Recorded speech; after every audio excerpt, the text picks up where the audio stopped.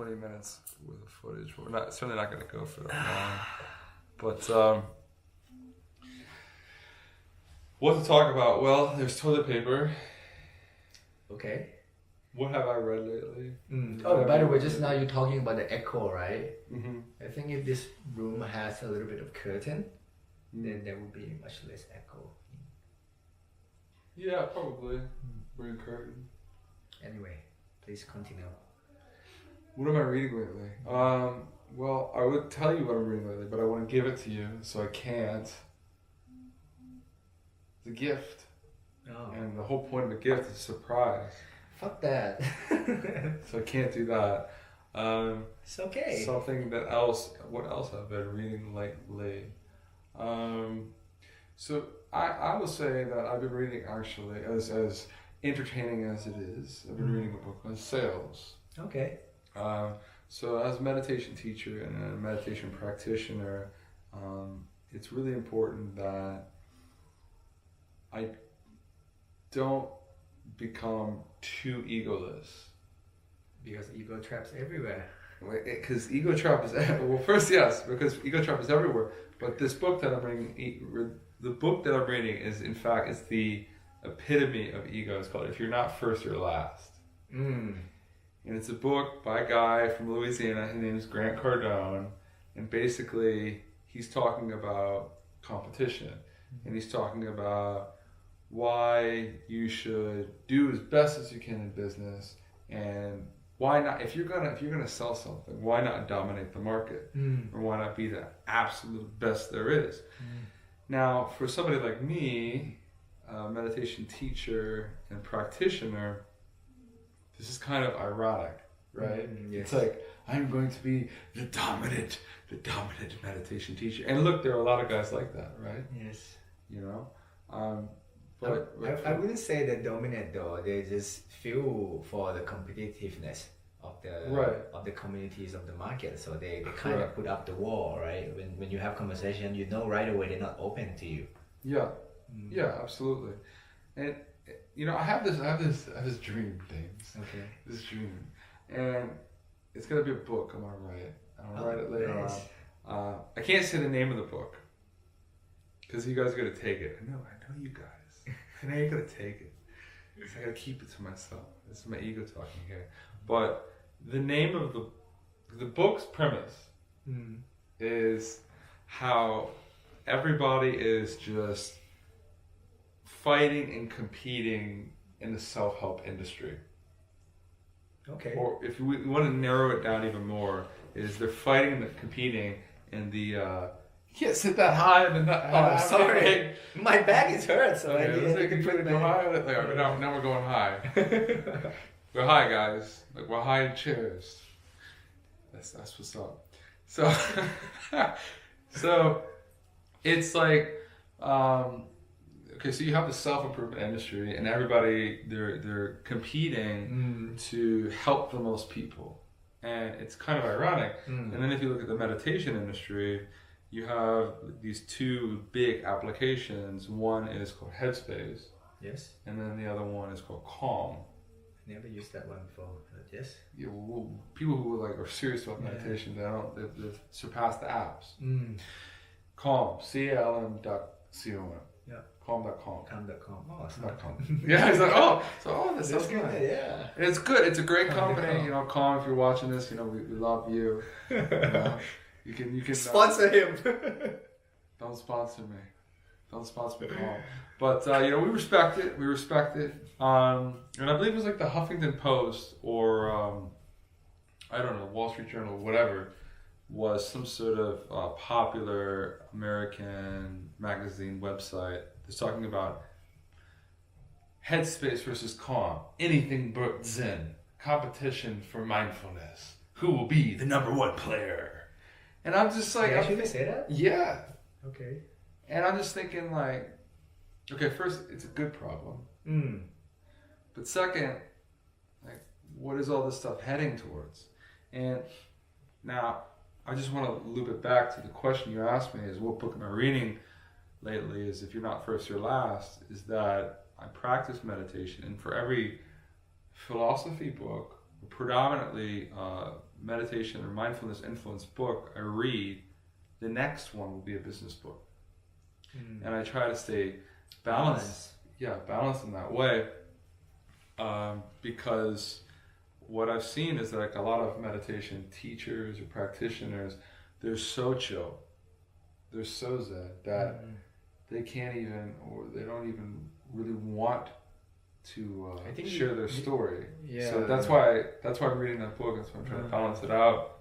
Yeah, I think you're talking about the self-sustain, right? To do something that you love, but then at the same time self-sustain and grow, hopefully. Right, but these guys, like, they can't support themselves. Like, I've met so many people ask me all the time, like, "Oh, you teach meditation? Like, that's what you really do? It's like that's how you make your money." I'm like, yes.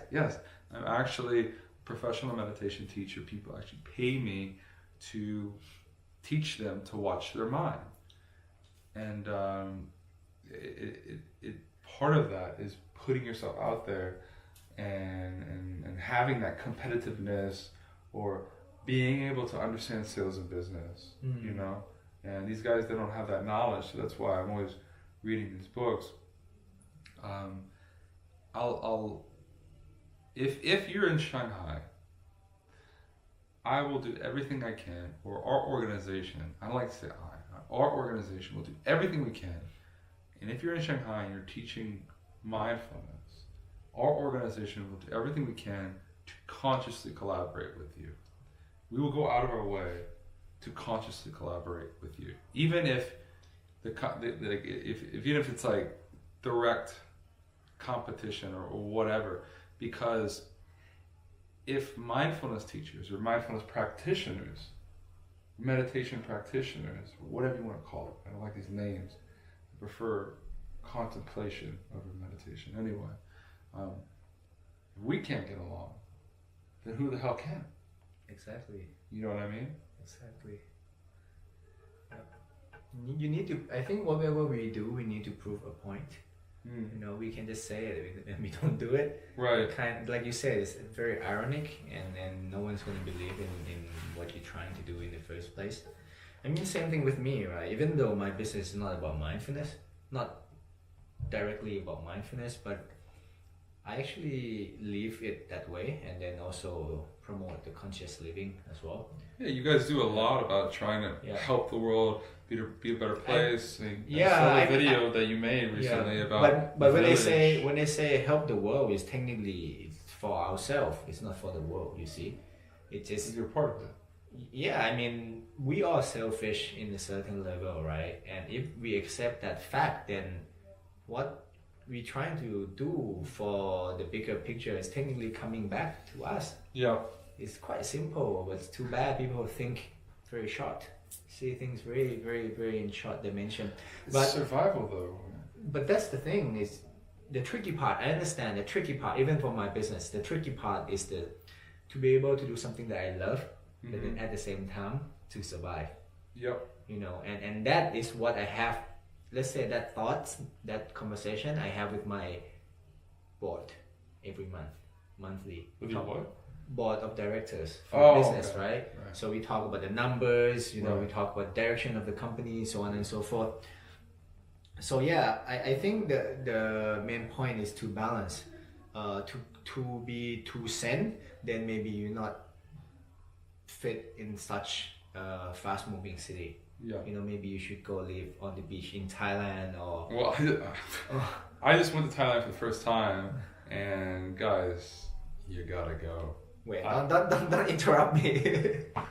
I'm sorry. I'm a big fan of your home. Thank you. So, if you decide to live in such environment, then we need to learn how to balance between competitiveness and zen, right? Because there's momentum. I mean, and being mindful, right? About things that we do, which of course there would be a moment where you're too competitive, that you suffer from it because you put so much emotion into it. Then you need, let's say, what would be the term here? The peacefulness, right? You need the peacefulness to kind of balance that down. Yeah. But if you're too peaceful, then you probably don't want to go out and talk to anyone anymore. Yeah. I mean that happens to me. There was, and I'm adding on to what you're saying, there's actually, so we work with Harvard Business Review very closely, our corporate mindfulness partner, potential project, and we work with Harvard Business Review very closely, and they wrote an article, they wrote many articles pro-mindfulness, and they recently wrote an article saying like mindfulness is bad for motivation. Oh yes, I remember you mentioned this. Right? Yeah. And it's saying like, okay, if you do meditate too much, maybe like you don't have as many desires, and perhaps that is true. And so why work hard? Like why work hard to get more money? Why boost the company forward? I believe the point of the article was about how meditation is bad for corporates. Yeah, we're talking about corporate, okay? Not the two entrepreneurs. We're talking about people who work under the corporate. Right. Yeah. Yeah, and I think the rat race. Yeah, and I share this thought with you too. I mean, it's a two-side swords, right? So as a, let's say, entrepreneur or the person who lead the certain organization or corporate, then you have to think how can you create such an environment that suit for people to feel that way at the same way. Become productive, because when people are happy, they like what they do, they become productive without saying anything. But the reason that Harvard Business School say that, because these people, they get into this corporate at first for the wrong purpose.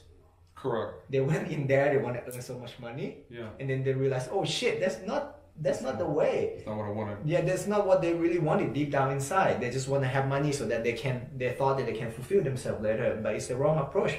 So then they realize maybe they don't want to work there anymore.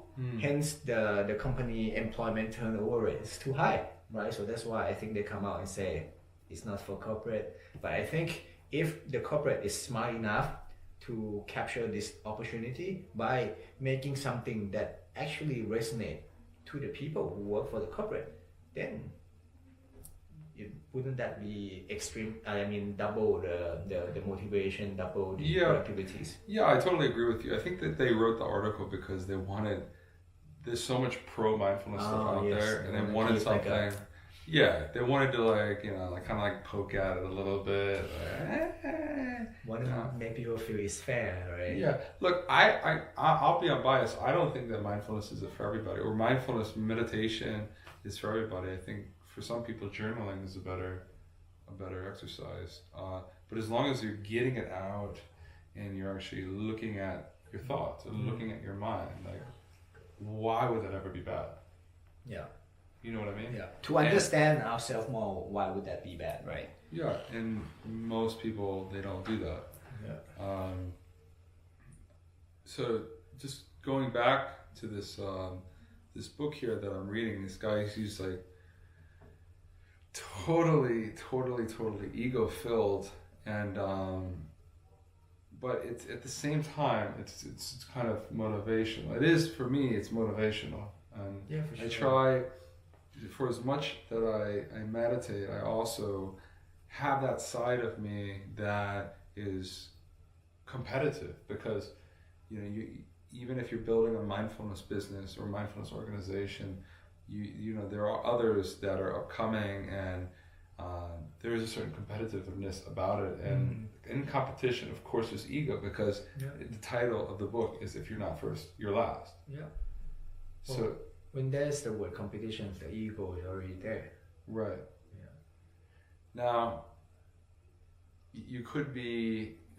Now you have, like, if you look at famous mindfulness teachers nowadays, like, I know there are many famous ones in your home in Thailand, and in the United States, famous Western ones are like John Kabat-Zinn or Eckhart Tolle or Tara Brach.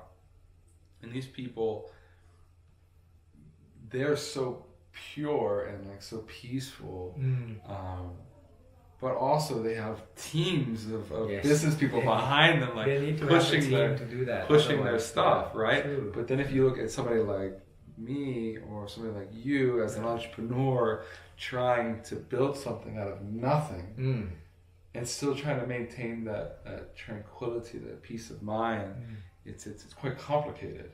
It is very complicated. Or maybe we're just not there yet. What? In terms of understanding. Oh, yeah. Right? I mean, one of the reasons why people agree to put up the team for Eckhart Tolle. I don't think Eckhart Tolle look for the team. Yeah, I think there's a group of people who right. I like what that guy said. I'm gonna follow him now. I'm gonna push his words out. You know. Right. There's a phrase, and I had a meeting this morning, and she wants to make this 21-day program called like the Game Changer program or stuff like that. Always Game Changer.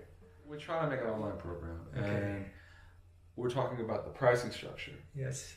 And the marketing strategy, and I'm telling her that like over a long period of time, I've tried to really push mindfulness out here, there, around there, and there, everywhere. I'm gonna stop saying things like that. In Shanghai and around the world. But now that I've kind of have like a little bit of a name for myself in Shanghai, like a baby name, like some people I recognize sometimes. Yes. Then some people come to me and they talk about classes, and there's just one simple, I think it's like a Zen motto that I tend to use for individuals and even for marketing efforts. When the student is ready, the teacher will arise. Always. Yeah, and even backwards, if for you guys out there, if you want to ever be a mindfulness teacher, when the teacher is ready, the student will arise. You know what I mean? Yes, for sure. Yeah. So it's just like as you say, and you advocate always, it's really about balance.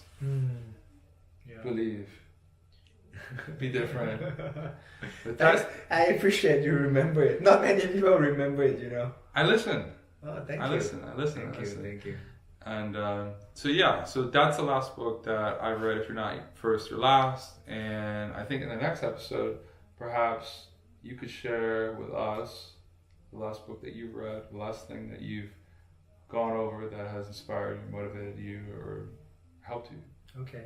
Or hurt you. Well, I mean, we have like 2.5 minutes, yeah? We should probably wrap this one up, I think. We hit about 20, we've been talking about for 20 minutes now. Yes, so we have 2 minutes, so. Yeah, so what I'm trying to say is just now you asked, what do I read lately? Let's just say that lately I have been fascinated by the book called Inner Engineering. Right, yeah. By Sadhguru, so maybe we can talk about that next time. Absolutely, absolutely. I really I'm listening to his audiobook. I'm not reading his book. But you told me you didn't go far. I read about 60%. I listened about 60% of it. Good, yeah. But he had like, when he speaks with like a punch. I don't know how else to say it. He's like, not like when you're walking, not like when you're walking down the street. When you're walking down the street and you want to do something, you must follow your breath. Like he has really? that. Like, I never listened to his audiobook, which is really cool. You gotta listen to it, man. But I listen to a lot of YouTube stuff, like his YouTube stuff. He's got like a punch to him. He's got like that.